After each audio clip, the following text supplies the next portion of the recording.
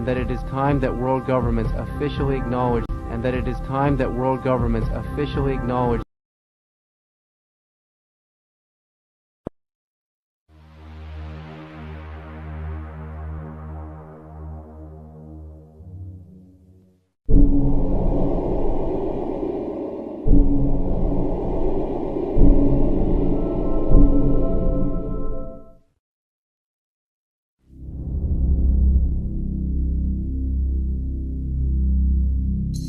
We have an unidentified flying object.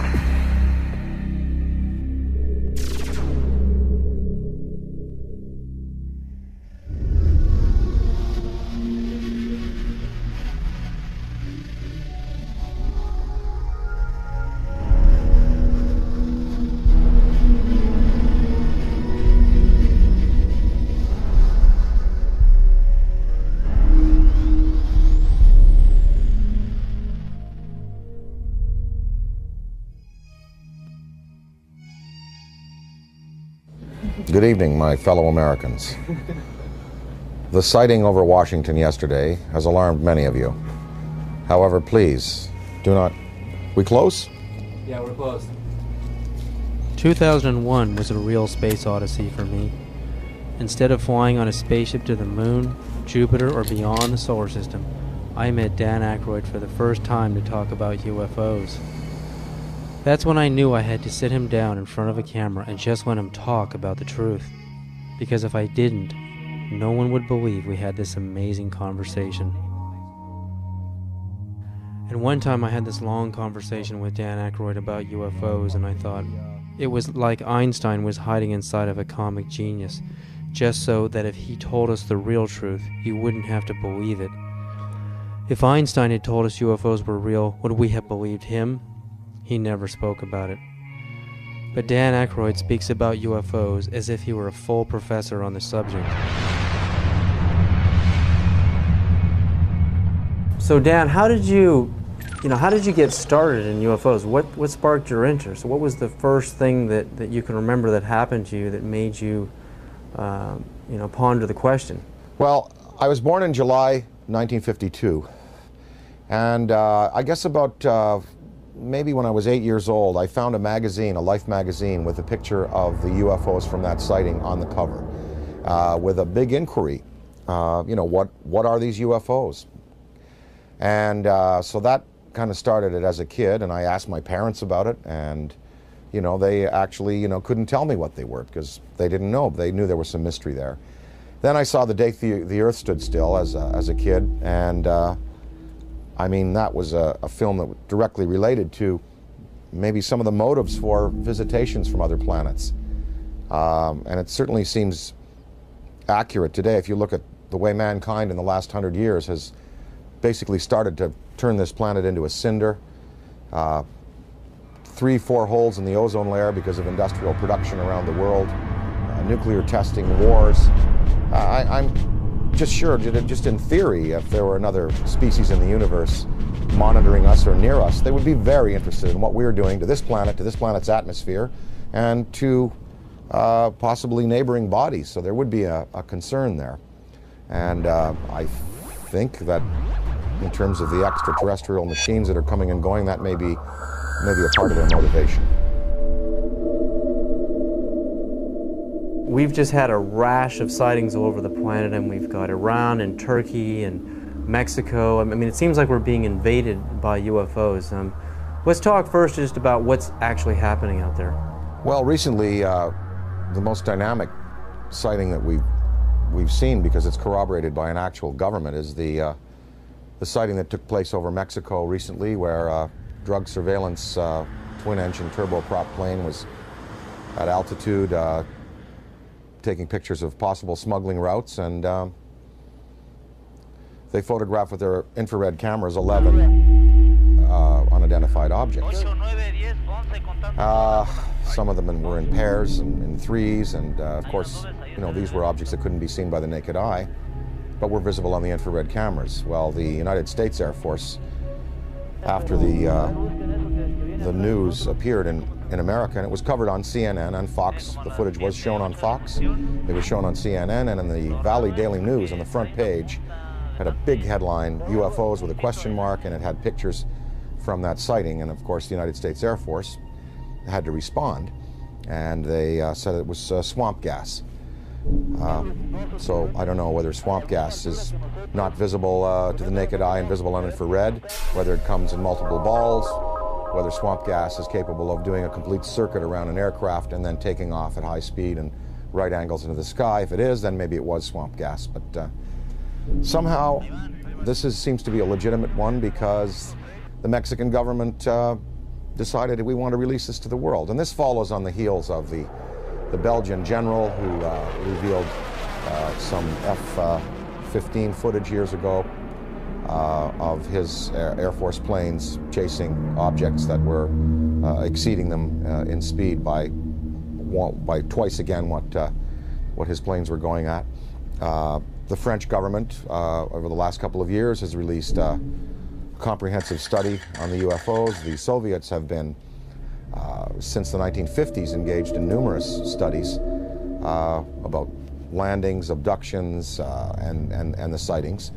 So we do have legitimate government inquiry going on. And in fact, as anyone in the field knows, the United States government for years has been covering this issue because they were compelled to cover it, because of Ken Arnold's sighting, because of the sighting over Washington in July '52, just after I was born. The famous shot of the V-shaped lights over the Capitol and over the Coast Guard station. So the government initiated originally, I believe it was, there were Project Sign, Project Grudge, the Condon Report, Project Blue Book, and then they engaged J. Allen Hynek. So the French, Belgian, Mexican, Iranian, and Turkish governments are not the only ones who address this issue. Our good old USA government has, in fact, seen the necessity to put people's fears or concerns at rest. And as anybody in the field knows, these studies went on, and these studies revealed that, most of the sightings could be explained through conventional means, as either hoaxes or weather, climatic things, but many of the sightings were unexplained. And so therein is where lies the mystery in all of this.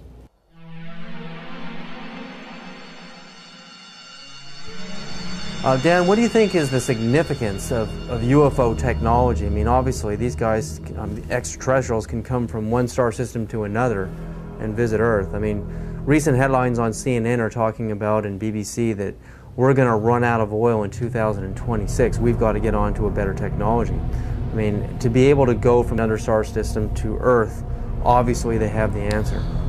Well, the presence of these obviously intelligently controlled machines tells us that we are dealing with beings who have anywhere from 1,000 to 1 million to 10 million to 1 billion years advancement in technology on us. So you've got to figure that look what happened in the last 100 years. We have the Wright brothers at the turn of the century taking off in basically a fabric and wood aircraft. By 1969, we have lunar expeditions. In the year 2004, we have massive airplanes being built out of alloys and graphite, and this big ship that Airbus is building, the new Boeing plane. So in 100 years, from fabric and wood, we've come to, advanced metallurgy, fuel use, and propulsion in just 100 years. Imagine what a culture could accomplish in 1,000 years, or 10,000 years, or 1 million years, or 1 billion years. It's not inconceivable that you have intelligently manufactured and controlled machines that can not only traverse great distances in space by mastering gravity and the time-space continuum, but also the interdimensional travel that might be possible. Many theories now purport that there were not only 4 dimensions at the creation of the entire multiverse 14 billion years ago at the time of the Big Bang. There were 11, maybe as many as 21 dimensions. So some of these beings may be coming from an extra dimensional place. I mean, And, you know, what it says is that these technologies have been harnessed and that it's possible to use other fuels that don't rely just on simple combustion. And, you know, there are many theories. I mean, some theories are that the military already knows about these forms of propulsion and lighter-than-air vehicles or metals that can be vibrated to a certain point where they become light waves, photons. But they're not telling us. They're not going to reveal that, obviously, to us, and we just have to keep the search going. So I think that you know, it's incumbent on us as a race on this planet to begin to find alternatives to the fossil fuels, but we're just not doing it fast enough. It's probably been the greatest and most successful cover-up in the history of the world. UFOs are as real as the airplanes that fly over your head. That is my unequivocal conclusion. Oh my God.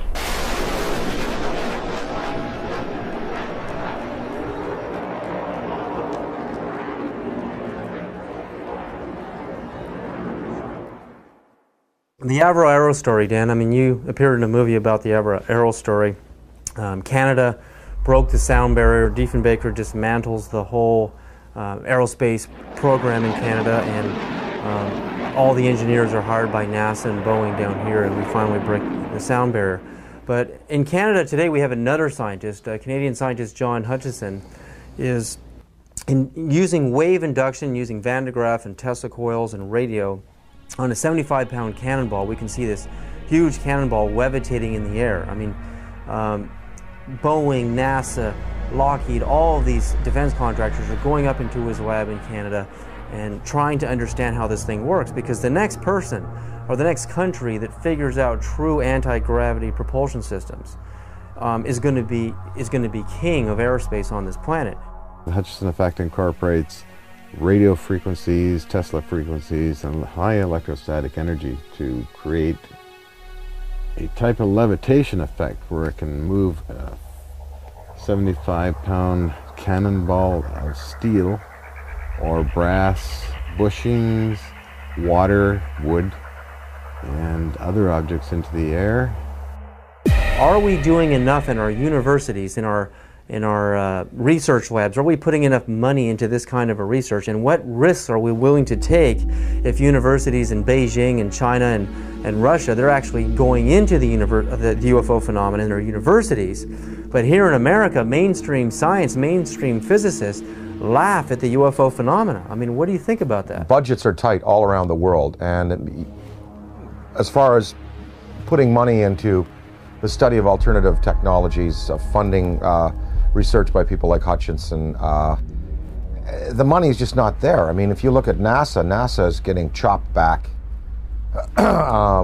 because the funds that are flowing through government now are focused on the war in Iraq and other things. So we don't even have the money to keep up conventional space exploration, development of metallurgy, fuels, ion drive systems. So I don't see any government in the next 10, 20, 30, 40, 50 years really putting the money into the kind of research that's needed to develop these alternative systems and to perhaps study what is driving these intelligent machines from somewhere else.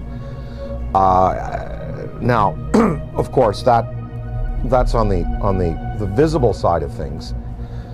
We're hearing a lot about these special access programs where congressional money is approved by a very narrow slice of the membership in the legislature and given to the military to do basically carte blanche what they want with. So there could be a black military program that is producing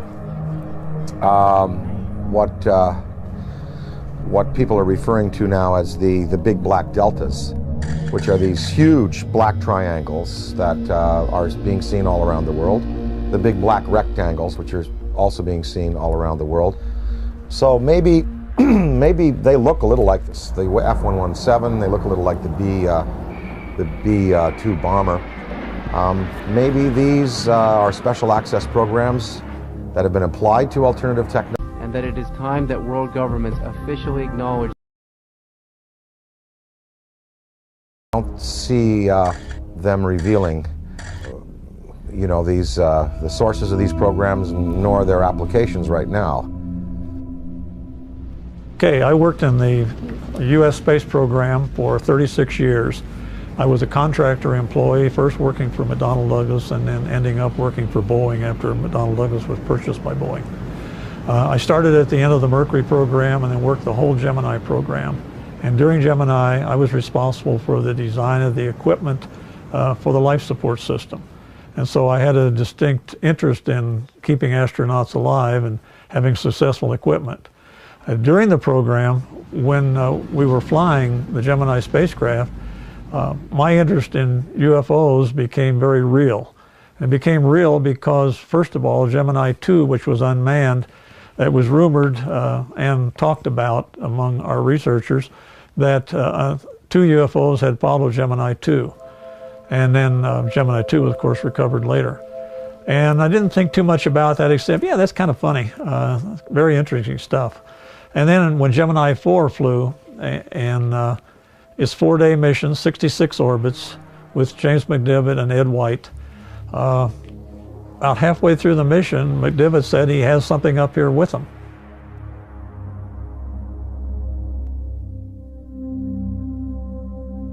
Astronaut Gordon Cooper is an American hero with a log of over 222 hours of manned spaceflight. He had a long and illustrious career of service to his country. With over 11,000 hours of flight, he was a fighter pilot, U-2 test pilot in the Air Force, and is one of the first men to ever fly in space. He orbited the Earth 22 times in Faith 7, the last of the Mercury missions, on May 15th and 16th of 1963. On August 21st of 1965, he orbited the Earth again on Gemini 5 and remained a backup for Apollo 10.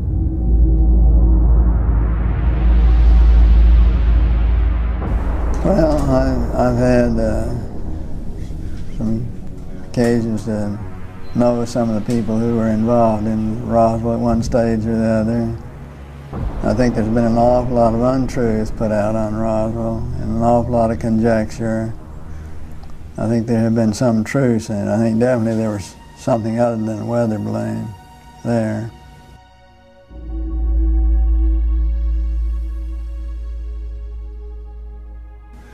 Very likely. I'd like to think they reversed engineered it and did something with it. You know, did some benefit with it, which would be the logical thing to do, but I have no way of knowing whether they did or not. Within hours of the crash at Roswell, U.S. General Nathan Twining designated the visitors as enemy aliens.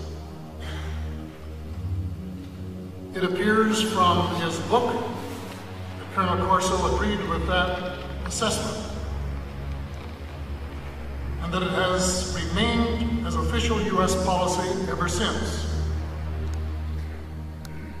At that time, however, it was an enemy, quote unquote, about which the U.S. could do nothing, because the visitors were so technologically superior. That led to the recommendation that the discovery be treated with the utmost secrecy, to the point that the crash at Roswell didn't happen and that UFOs don't exist. The rationale was that the ordinary public couldn't cope with the news and might easily panic. Area 51, Dan, I mean, we hear stories from Bob Lazar, we hear stories about alternative space program theories, you know, we're building UFOs and reverse engineering UFO technology since the saucers crashed at Roswell and the plains of St. Augustine, and we have reverse engineered that technology today. That's the theory, and NASA is just a smokescreen program. If we really have true anti-gravity technology today, why aren't we using it in our military? Why isn't it evident in the war in Iraq? Why don't we use it to demonstrate superiority on the planet? And if not, if all of this is just conspiracy theory and we really don't have this technology, again, are we willing to take the risk of losing air superiority on this planet by letting the Russians or the Chinese or some other country, even the Middle East, actually engineer this kind of UFO technology and conquer the world? Are we willing to take that chance? Well, I think, as far as military applications, maybe they are being used already. Maybe we don't know. Maybe they're being used in a surveillance capacity. As far as weapons that could be associated with such vehicles, one would have to think that if the propulsion system is as sophisticated as it would need to be to have these vehicles just hover, stop, noiselessly take off at right angles, do 3 to 5 to 6 to 20,000 miles an hour, one would think that the military application would then take the form of, rather than rockets and projectiles, that probably a particle beam would be used, some kind of a laser, some kind of a disabling beam to disable equipment, to cause disorientation among men and troops. And of course, we have seen no evidence of this. I'm not sure that the U.S. military would want to play that card right now, because after all, the war in Iraq really is a conventional war. We have air superiority there already. There is no Iraqi Air Force. There was no Iraqi Air Force. We, in the United States, we have air superiority basically over the rest of the world. I'm sure there's some pretty hotshot MiG pilots in China and Russia. But I think if you put our Air Force up against any Air Force on this planet, we would prevail without the use of advanced technology of the type we're speaking of. So I think that the U.S., if they have these things, they would probably save them for a more drastic confrontation, perhaps a confrontation with beings that have the potential to be superior over us in terms of the applications of aviation today. So maybe these triangles, the big black deltas, the rectangles, are the next wave of the U.S. military's defense against what some might perceive as an extraterrestrial or extra-dimensional threat. Maybe these weapons or these flight systems now are being prepared to confront a race of superior beings that could have designs on the planet that are malevolent. I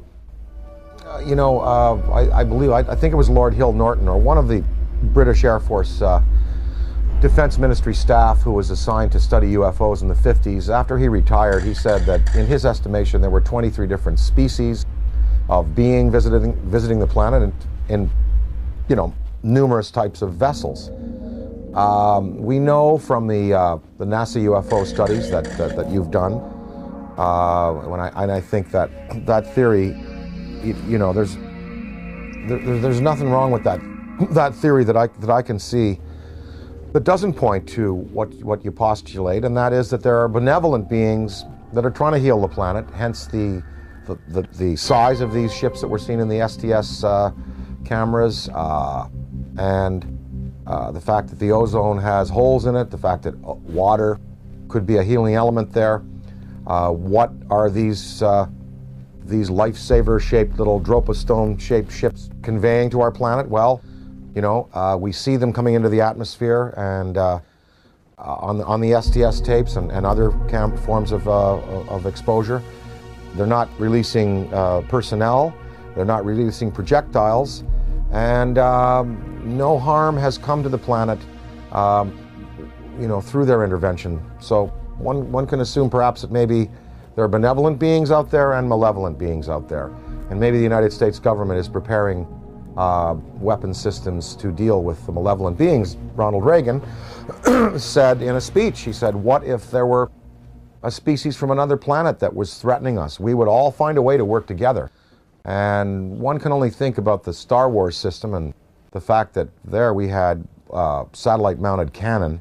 Well, they'd be good for shooting down rockets. They also might be good for shooting down other invasive vehicles that are coming into our atmosphere. Ronald Reagan himself spoke about a UFO sighting that he had when he was governor of California in the Beach King Air that they used to use. They were coming from Sacramento. His wife was with him, Sacramento to Los Angeles, and a saucer clocked the plane for a good 45 minutes. And Reagan spoke of it to a lot of people. And I think maybe, you know, part of his motivation in getting the Star Wars weapon system up might have been that to prepare ourselves for the day when other beings might come to this planet with designs of, who knows, taking minerals without authorization, taking people. You know, we're probably just going to have to wait to see. I occasionally think how quickly our differences worldwide would vanish if we were facing an alien threat from outside this world. Colonel Corso makes it clear that the Reagan administration's Strategic Defense Initiative, appropriately dubbed Star Wars, was primarily designed for use against the alien intruders. His contemporary successor, the anti-missile defense system, is also being designed with that as one of its principal objectives. It is true that a case can be made for attempting to provide a shield against the Russians and Chinese, although everyone knows that the Russians are not going to embark on a policy which would result in their total destruction. It is equally true that they, too, are aware of the visitors and know that the perceived threat from the visitors has been a major consideration in the planning of the anti-missile system.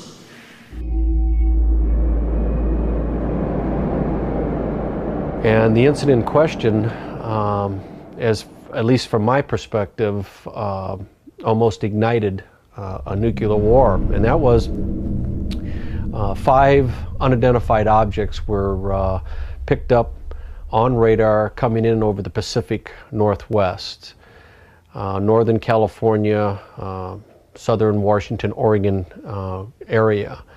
As these objects approached the coast, Strategic Air Command went on a alert. We were in a defense condition, or what is referred to as a DEFCON, Defense Condition 3, which means that the nuclear forces were ready, but they weren't on a ready stated alert. We elevated that to Defense Condition 4. Defense Condition 5 is launch. When we went on our alert, the Russians were also monitoring our nuclear armed forces as we were theirs.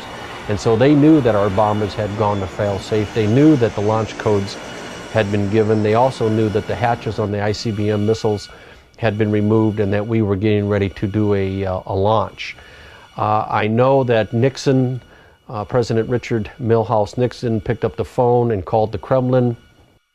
The White House notified the Kremlin that these objects were not, and I repeat, not a preemptive launch by us, that they too, the Russians, had been tracking these objects as they came in over the Bering Sea.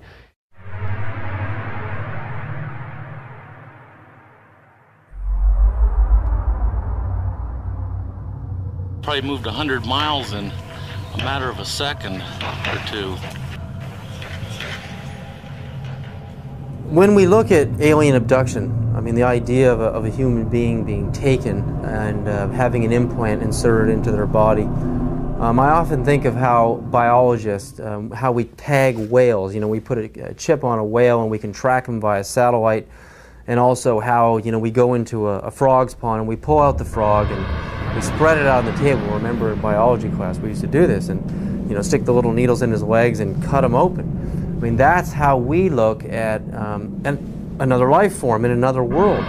So is it really a sign of violence and negativity that an extraterrestrial civilization is coming to Earth and doing the same to us, putting computer chip implants on us to track us, know where we are, study our species, do a little bit of biological experimentation. I mean, I know for us it's horrific. I mean, it's absolutely a violent thing for us as humans. But from their perspective, do you really think that they're being violent? Well, again, I have to go back to some of them might be here for good purpose. And that it is time that world governments officially acknowledge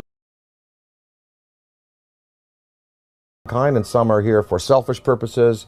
Maybe these abductions, even though they're done in a objective but biological way, like we dissect frogs, maybe they're doing it just for fun and for sport. I mean, I don't know. I think probably that that the fear could be justified in some senses. Anne Druffel has written this book about how to prevent being abducted.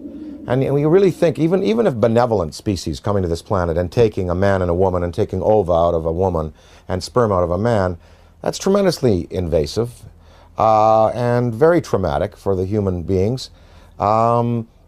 So even if the motives are good, these actions are as violent as anyone we're capable of on the planet.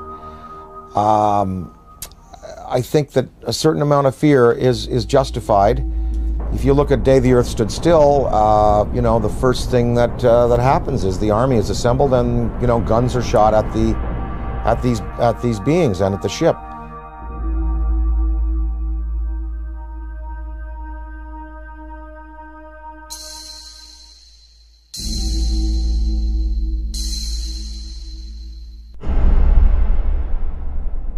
I addressed the question to Dick Cheney because I say the most important question to put to any high-ranking official is not what do you think about UFOs or have you seen one. The most important question is, have you ever been briefed on the subject? Did someone walk in your office and tell you what's going on? Because if someone walks into the president's office or some high-ranking official and briefs him on the subject of UFOs, it is for real. It's not imaginary, as the government has been saying for 60 years. So I asked Mr. Cheney, this is 3 months after he became the vice president, I asked him on the air, and this is still on Diane Ream's archives, Mr. Cheney, in all your jobs in government, have you ever been briefed on the subject of UFOs? And if so, when was it and what were you told?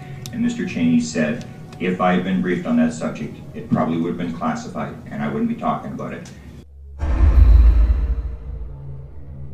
January 22nd, 1997, I noticed 3 amber orbs now at a distance far west on the horizon. And I'm thinking, wait a minute, even though they're in a line formation, they were amber, they were in a formation, they were hovering for minutes.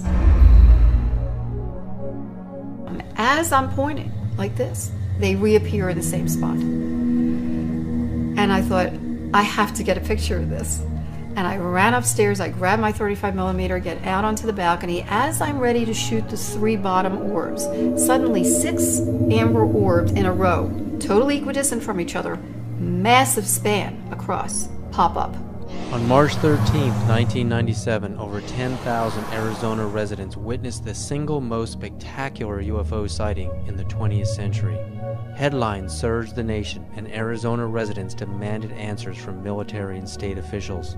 A mile-wide UFO was seen from as far north as Flagstaff, Arizona, and then the giant triangular UFO hovered above the great city of Phoenix, Arizona, where Dr. Lynn Ketai shot this amazing videotape.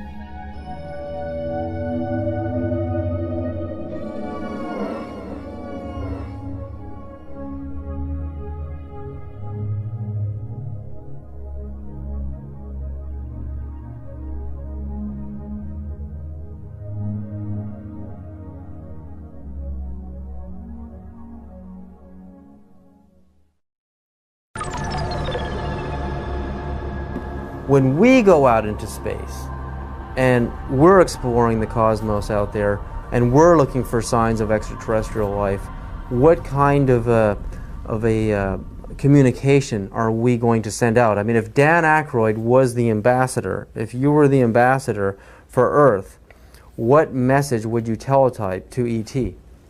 If I were to speak for mankind to these beings that were coming here, I guess what I would say is, let's go to some neutral place. Let's have a meeting with scientists from all around the world leaders. Let's sit down and basically have a sort of a forum with you, the extraterrestrial or extra-dimensional beings. Let's sit down and kind of get to know each other. And you know, human instinct is pretty good, and I think you know, it would almost like be a sort of a G8 style kind of summit with world leaders, scientific leaders, and these beings, and you'd sit down with them, and you know, after about a week or even a couple of days or maybe a few hours, you would really sort of get a sense of what they're up to. But of course, you know, childhood's end, Arthur C. Clarke's great story. It looked like these beings were benevolent, even though they had a malevolent appearance, and in the end we find out that they meant no good for our planet. So I think it's important that some branches of the military and police be briefed on these in a very real sense, and be told, you know, they are real, people are being abducted, there is mind control in play here, and that we do have to be vigilant. Now, if we knew that there was a purely benevolent race, like if something happened in Iraq where all of the electronics went out in the American military and all of the insurgents' rifles jammed, or we saw all of the polluted waters in North Carolina from the pig farming completely healed overnight, and different signs like this, then we would know we're dealing with a benevolent species, and then we could really be open and welcome. But then again, we would have to be cautious, because beings with that much power could give the impression that they're here to help when really they're not. So the verdict is out on all this. We just don't know which ones are benevolent, which ones are malevolent, and the degree to which they're going to continue interacting with our planet. But what would really help is if the United States military and police and government open it up to their staffs and say, look, this is something we really do have to consider, because, you know, maybe the defense, the survival of our species could well be at stake. If you look at the history, you know, from, say, Ken Arnold's first sighting in '47, going back to the Bible, Ezekiel's wheel, going back to the medieval manifestations of little saucers and UFOs, that painting of the Madonna that's very famous, in which it appears, up to now, there have been no mass murders by these beings. There's been no mass destruction of cities, but hundreds of thousands of people have been taken out of their lives, subjected to surgical experimentation, released back into the population, and are suffering trauma today for it. That is not good.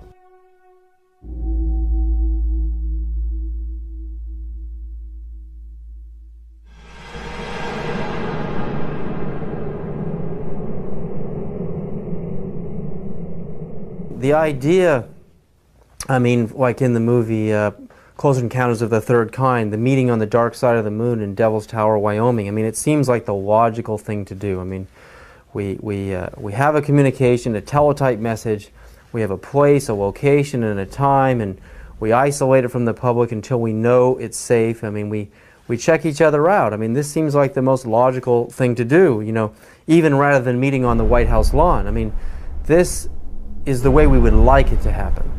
But that doesn't seem to be the way it's really happening. I mean, these extraterrestrials don't seem to be so interested in doing things politically the way we do things on Earth. They're picking certain individuals to contact. They are zeroing in on those individuals. But now, I mean, there are so many sightings going on all over the planet. I mean, it's just amazing. I mean, Iran, Turkey, Mexico, Venice, California, Sonora, California, Texas, Death Valley. I mean, the reports are coming in every other day now. It seems like we're heading towards an omega point. I mean, what is about to happen? I mean, is this all just a coincidence that more and more people have video cameras, or do you really think, you know, there's a major unprecedented communication that is about to happen between our extraterrestrial visitors and humanity? Or again, is it the video camera question? More camcorders? There are definitely more video cameras out there, and definitely more sightings, and definitely more credible witnesses. You know, the biggest thing in ufology in the 60s was Herb Shermer, the Nebraska Highway Patrolman, who was at the Ashland Oil tank farm out there in Nebraska, and he writes in his diary, you know, saw flying saucer, and then under hypnosis, turned out that he was taken aboard and informed of their intentions. Barney and Betty Hill. I mean, these were the key cases. Shermer, Barney and Betty Hill, the Pascagoula incident, Travis Walton. Now there are hundreds of cases like this, and I think that because it's in the consciousness, because we have, you know, a poll saying basically half of the world believes and half doesn't.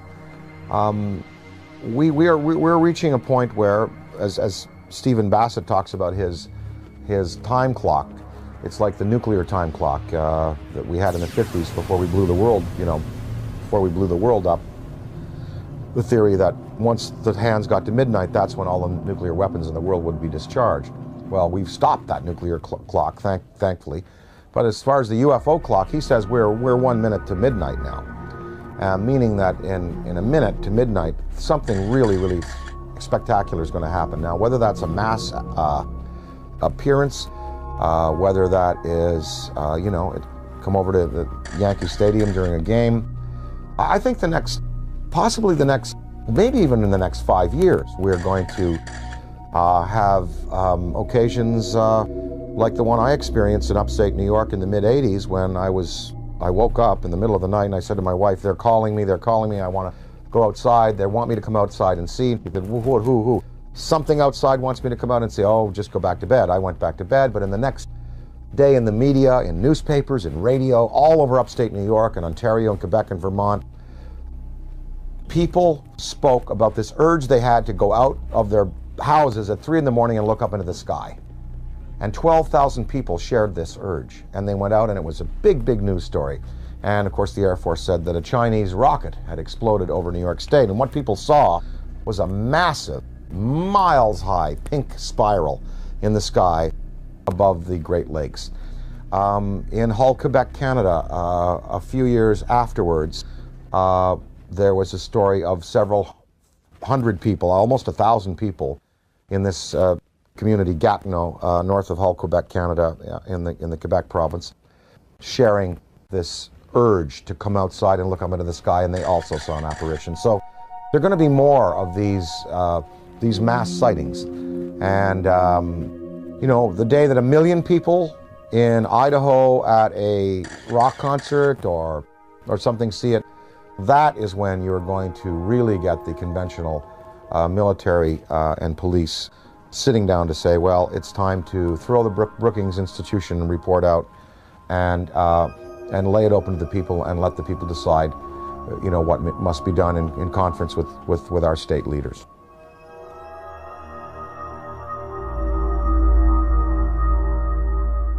And that it is time that world governments officially acknowledge national security, and if they did, would they classify it to protect the national security? So I would have to say, no, I couldn't agree to non-disclosure. I really couldn't if I saw something or photographed something. But I can see where other people, wanting to do the best for their country, wanting to serve their country in a legitimate way would say, yes, I will not disclose. And this is based on the Brookings Institution report from the late 50s, which, Congress commissioned, which said that if the existence of UFOs were revealed to the American populace would not be able to handle it. They would defy church authority, police authority, military authority, governmental authority. They wouldn't go to work. They would sort of cast aside the mayors and governors and presidents and go, we want to talk directly to these beings. We feel that these beings should, have their case put to us directly by them themselves. I think the American populace today is ready to handle the concept that what we live in, the 4 dimensions of height, length, width, and time, is not all there is. There are more dimensional realities. There are advanced beings with machines that can skip from dimension to dimension, from galaxy to galaxy, using the Einstein-Rosen bridges, the wormholes. I think the American people I think half of them know, and I think the other half, with the proper evidence, would be ready to accept it.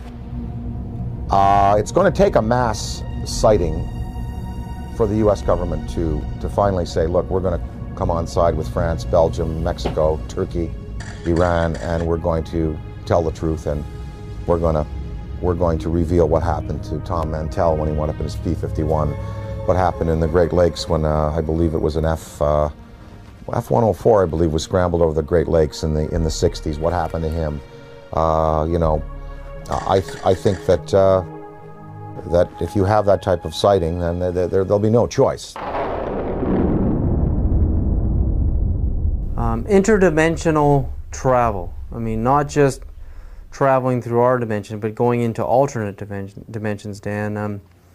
Would you, and if you could, a spaceship arrives in your yard, and you know you've got the barbecue out, and there's the steak on the grill, and they want you right now to come with them and go into another dimension, and to move forward and backwards on the timeline, to go forward in time and backward in time. If you could move forward and backward in time, are there any events in human history that you would interfere with, that you would change to alter the destiny and the course of humanity? Well, I wouldn't want to go back in time and change anything, because that would be a tampering that I wouldn't serve mankind well. Although there are many horrors, of course. Wouldn't you have loved to have caught Hitler as a 15-year-old and have him drown in a river?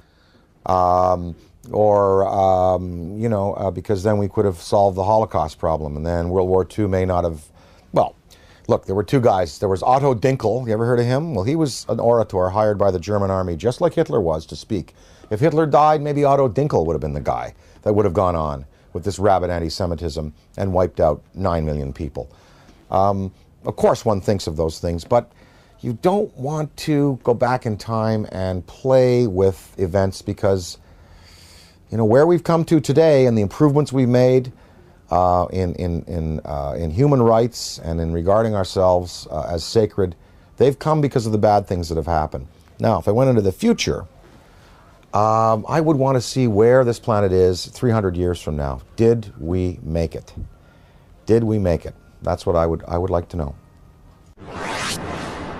I mean that from my knowledge of the world that I see around me, I think that it is much more likely that the reports of flying saucers are the result of the known irrational characteristics of terrestrial intelligence rather than the unknown rational efforts of extraterrestrial intelligence. Interdimensionality, again, if you could move forward and backward in time and meet any personality, any public figure, celebrity, or politician, or mystical figure, is there anybody that you would like to sit down with? If you could have lunch with them, or just sit down and talk to them and have a discussion, forward and backward in time. Oh, I'd love to spend an afternoon with Richard Feynman. Would love to sit down with Heisenberg, and of course, you know, Einstein, Niels Bohr, Max Planck. You know, I'd love to sit with the particulate, the quantum physics guys, because there really is the root of understanding how and why the world is the way it is, and the joy of these studies in antimatter that are occurring.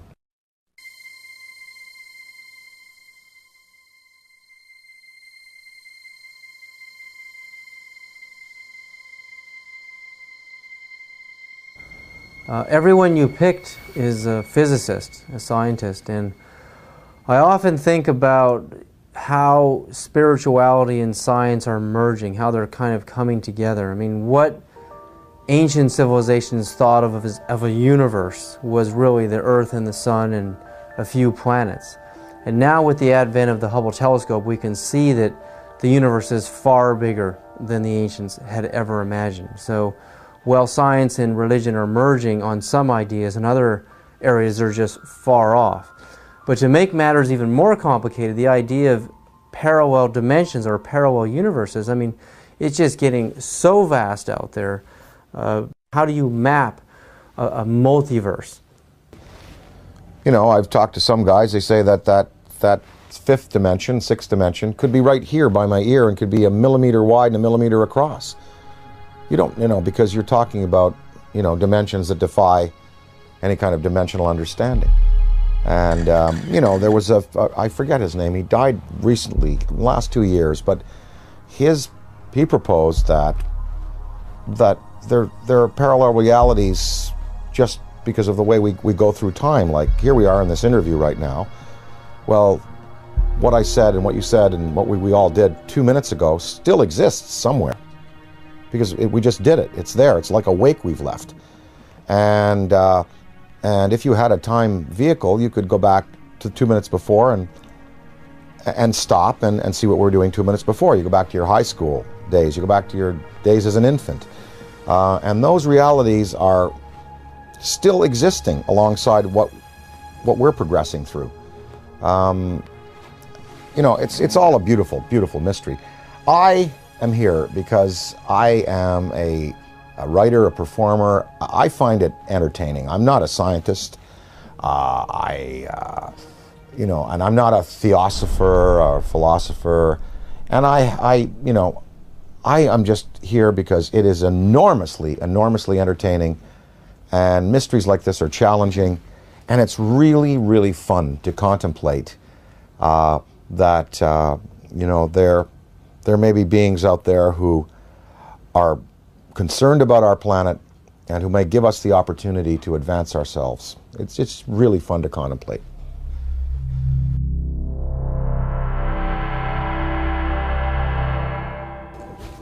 All the physics that we know on this planet, quantum physics and conventional physics and metallurgy and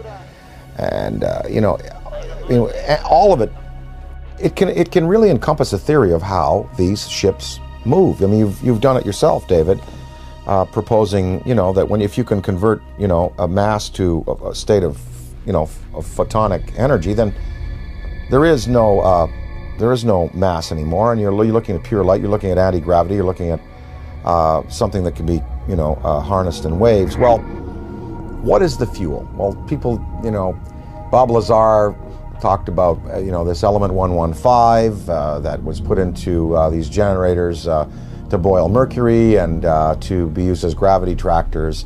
Maybe that's it. I don't know. I mean, they must be using a fuel that's unavailable to us. Does it give off radioactive waste? What is the cost to them? For instance, the Venice UFO that you recently showed me, and I covet that tape. That's amazing. Because you see the metallic quality of the object, you see the force field around it, you see it spinning.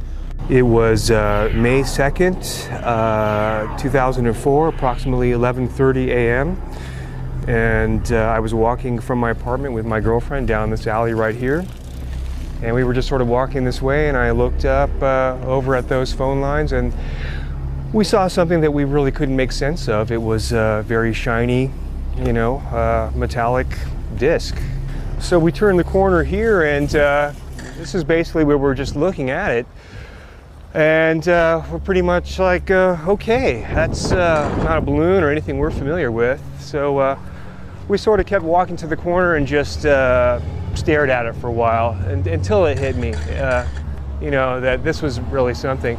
There was a man also looking at it, sort of a bystander, and he said, wow, do you guys see that? And that's when I realized all three of us were looking at something extraordinary.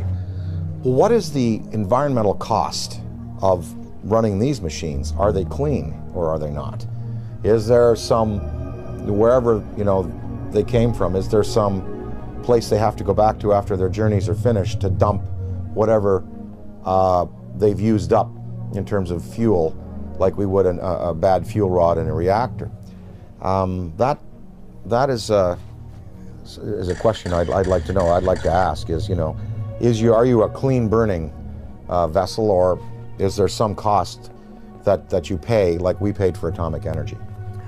When we consider that it may be possible to take mass and reduce it down to zero, make it as light as a photon, we can start to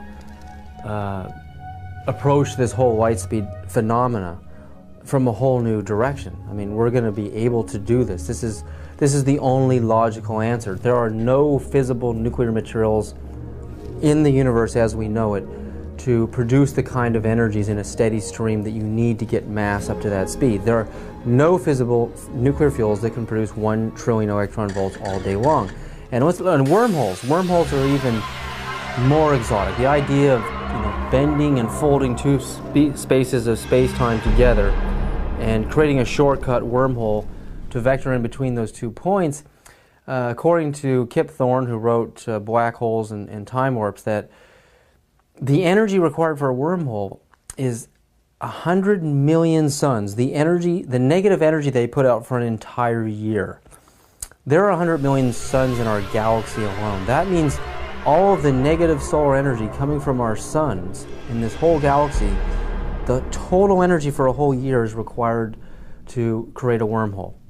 Where has any extraterrestrial civilization or our civilization going to get access to levels of energy that high? It's never going to happen. That's why I've reversed the table here. I said, you have to ultimately get frustrated with the idea of increasing energy en masse. You have to it's like banging your head against the wall and trying to cram it through the wall. You will never be able to do it this way. So the new way, as I propose, is to make this all possible. And when you consider UFOs coming in, stopping on a dime, and then accelerating and turning out into space, any Air Force pilot can tell you that stopping on a dime, the G-forces are going to throw you right through the walls. Yeah, you'll be crushed. And then sudden acceleration is going to do the same thing. It's going to destroy the body of the pilot. So this new approach and this new idea, I mean, this is just the inception, it's just the beginning, but I think this is really the only avenue that we can look down right now and the only way we can see solving this problem.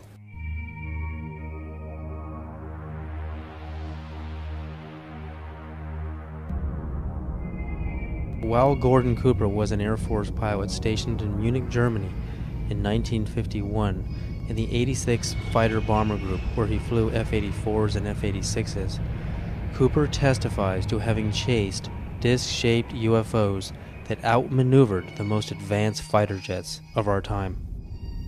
We were flying in Germany, and we were flying F-86s.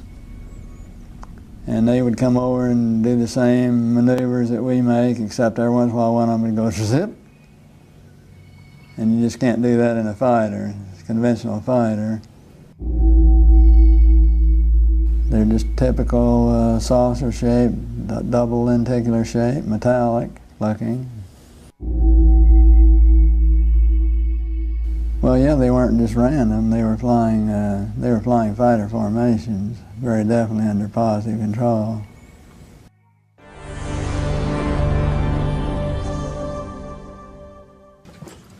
I'm here to announce that the second annual Exopolitics Expo, X-Conference 2005, was concluded on Sunday, April 24th. This event was produced by Paradigm Research Group. 26 speakers and panels. And that it is time that world governments officially acknowledge. It was a unique event which focuses on the political, governmental, and social implications of extraterrestrial-related phenomena.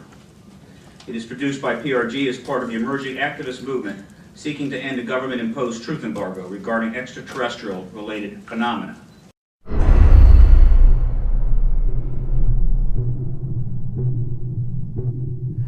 Do you believe, and describe, do you believe that your show was shut down for national security reasons? And tell us a little bit about what happened with the show out there.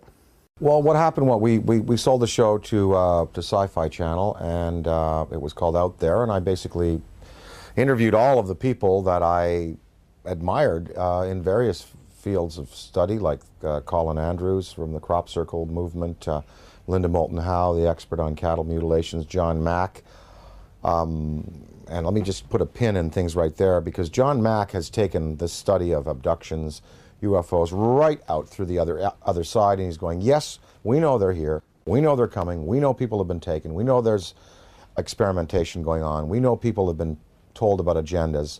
What we now have to do is use that as a key and as a motivation to socially transform this planet, to a more peaceful, more loving, more tolerant state.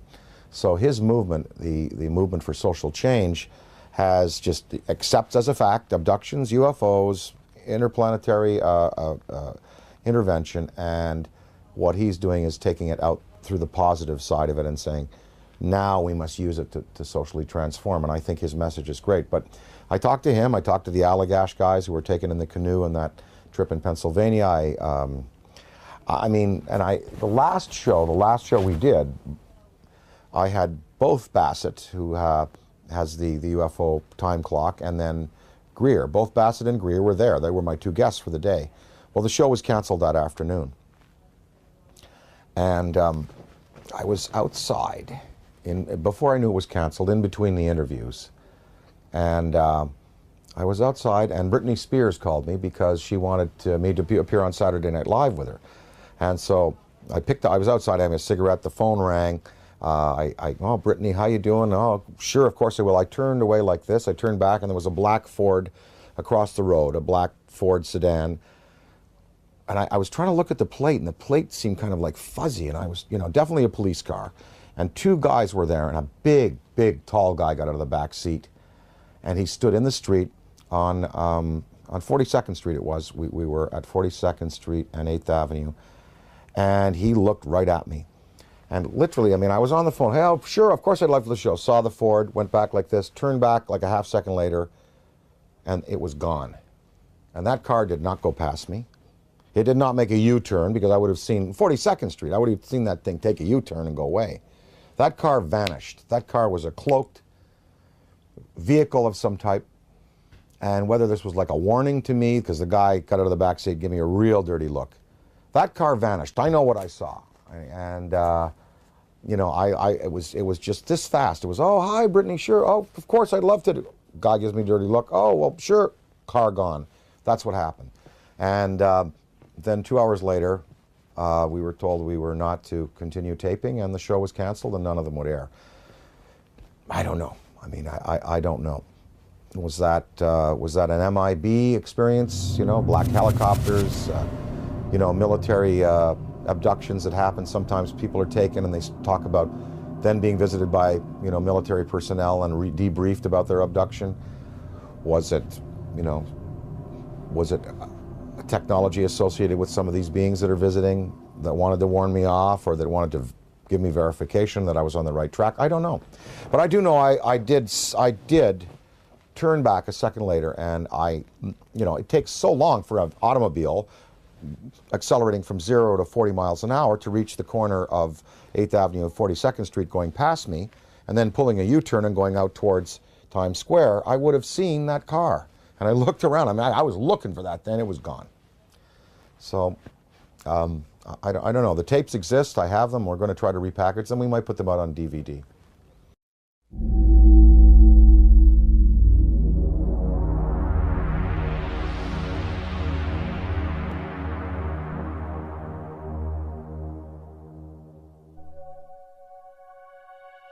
I was having some cameramen film the installation of a precision landing facility that we were putting in right on the edge of the dry lake. And this saucer flew right over them and put down 3 little gear and landed out on the dry lake bed.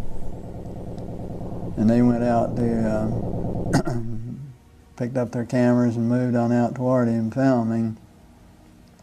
And he lifted off, put the gear back in the well, and climbed out at a very high rate of speed and disappeared.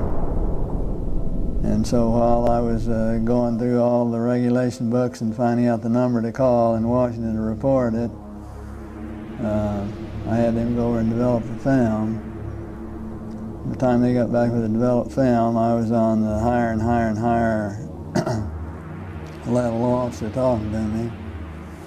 Finally with the colonel telling me to when the film arrived at my desk, to put it in the carrier pouch. There would be a courier there at my office by that time already, and they'd arranged for him to fly in our base airplane back to Washington with these films, and do not run prints, etc., etc., etc.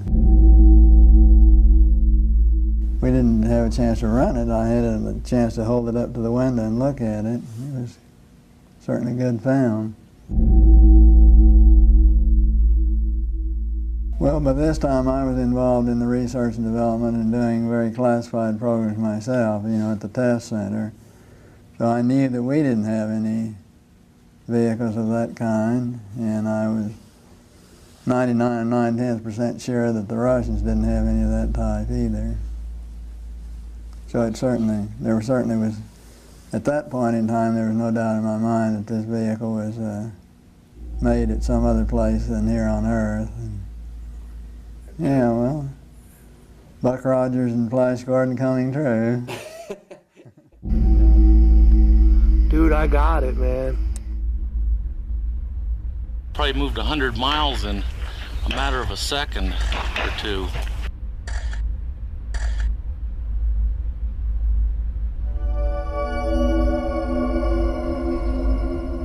In July of 2002, right here in the Washington, D.C. area, there was yet again a airspace jet chase by two F-16 jet interceptors,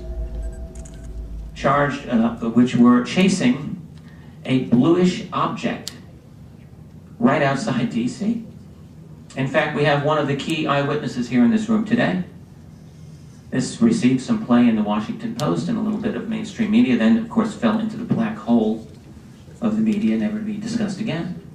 What were these objects that were able to outperform F-16 interceptors in a post-9/11 America? What is going on? And what are the consequences, or the potential consequences, in the event that we should shoot down a few of them? A related question that I have been asking myself is, to what extent are they really an enemy? What crimes have they committed against humanity?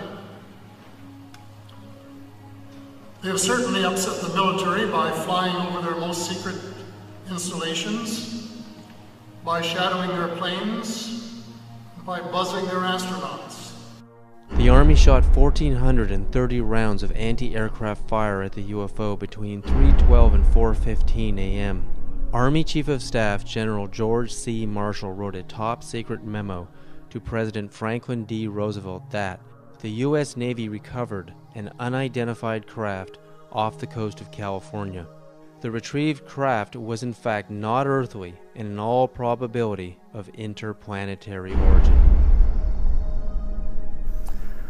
I mean, to me, what this is all about is not just, looking up in the sky and saying, wow, there's another UFO, yet another sighting. I mean, it's about exploring the phenomena. We have to get past denial. I mean, everyone is stuck at denial. I mean, mainstream science says the phenomena is not happening, and they don't take it seriously, and they try to sweep with them half the world. But over 50% of the American population, according to polls, believe in the UFO phenomena, and the government just buries it. Well, there's some media that are guilty of trying to suppress, and there are some media that are just throwing the story out there. Now, this Mexican sighting, we had coverage on Fox, we had coverage on CNN, and in the Daily News in the Valley here, we had a front page article, with the pictures and UFO, big question mark, and I mean, they were treating it. I think increasingly now, the media has to take into account that this is a reality. And I think, again, to go along the theory and the feeling that John Mack has, let's get past the debate whether they're here or not. Let's start to analyze who they are, how many of them are there, what kind of systems they're using, what their intentions are to us here on their planet, and can we utilize this knowledge to better ourselves as a species.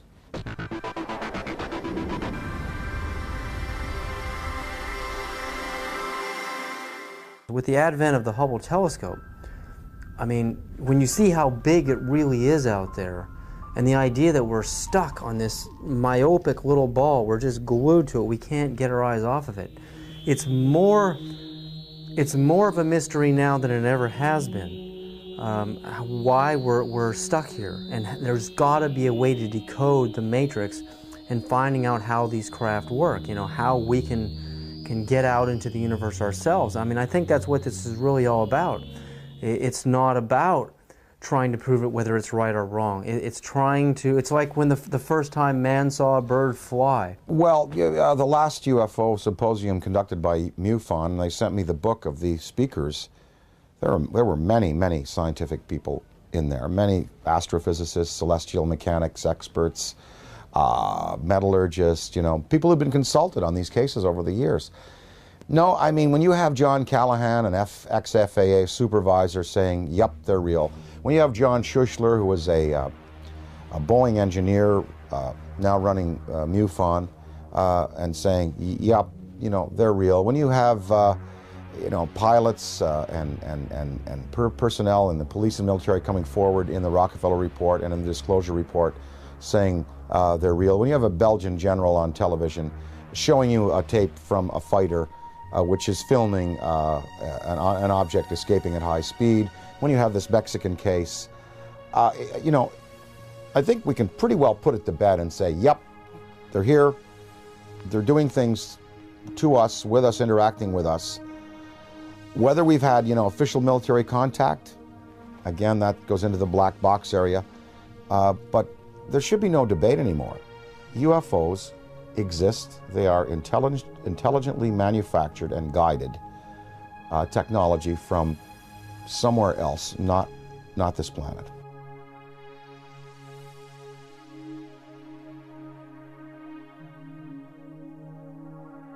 While human beings can only see from red to violet wavelengths of light, the infrared and ultraviolet spectrums are invisible to humans.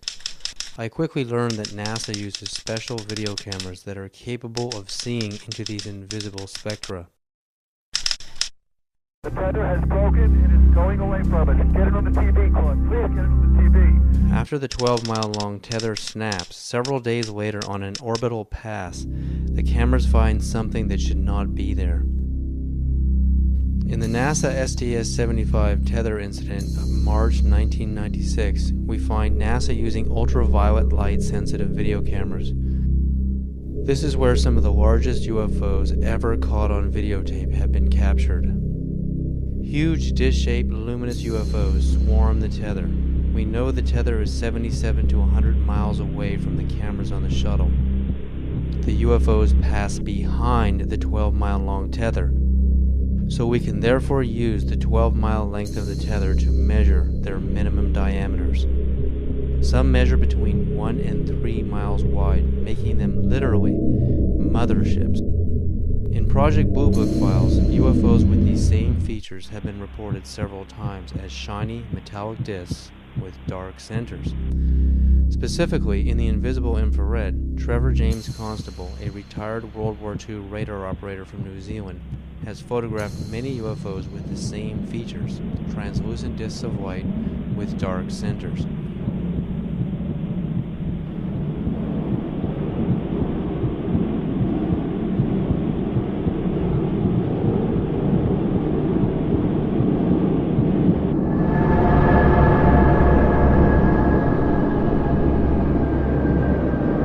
That it is time that world governments officially acknowledge the time has come to lift the veil of secrecy and let the truth emerge so there can be a real and informed debate about one of the most important problems facing our planet today. So how do people respond to Dan Aykroyd when he talks to them on a personal level about UFOs? You know what? It's interesting. When I talk to people, well, first of all, people ask me about it. They come to me and they say, oh, well, we saw an interview, we heard an interview, they heard the thing on Art Bell that we did. They come to me and ask me about it. So it's not like I have to go out there and crusade and say, hey, did you hear about the latest Mexican case? They've seen CNN, they've seen Fox, they've seen the Daily News. They come to me and ask me about it, and I basically lay out, my thoughts on it. I'd say half the people that I speak to about this have either seen themselves, heard about it from a credible witness, or are willing to accept. The other half, totally not. Harold Ramis, my good friend and collaborator, does not believe, will not accept until, proof hard proof is presented to him in the form of, something tangible. And so what I've been able to do is just open people's minds a little bit and let them think about it. And of course, the greatest proof are the kinds of tapes that now exist, the kind of videos that exist.